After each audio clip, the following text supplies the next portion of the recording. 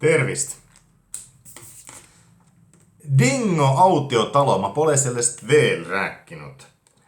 Dingo on minu 3 sekundi test, kas eestlane oskab soome keelt või mitte.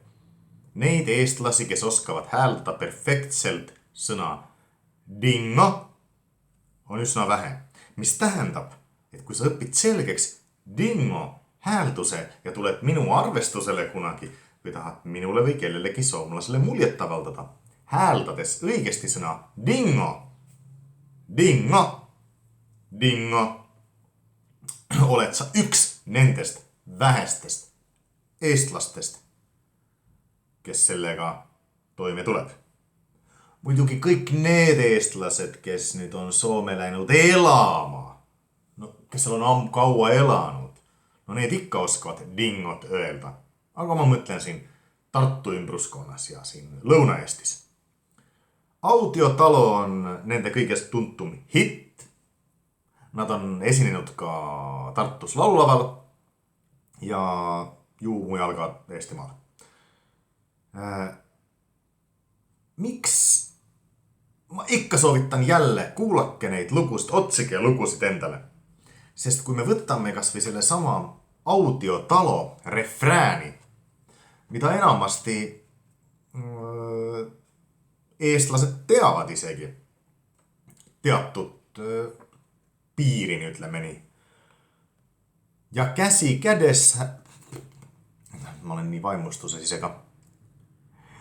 Ja käsi kädessä kuljemme talon autioon. Kui kihvt on seal harjutada.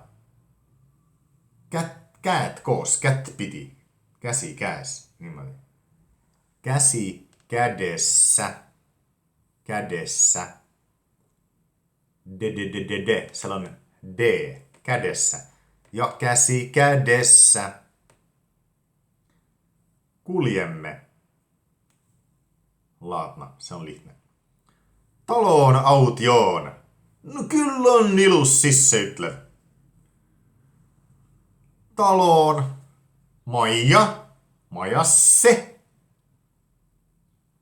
Sisseutlev. Jätä meiltä sisseutlev. Autioon. 3. välde. Ikka sisseutlev, sisseutlev. Taloon autioon. No kui se sopiks, võiks ka laulda ja käsi kädessä kuljemme autiotaloon. Aga see väga hästi ei sobi kitarri riffiga.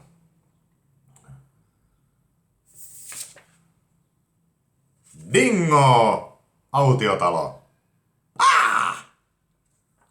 Otsi YouTubesta.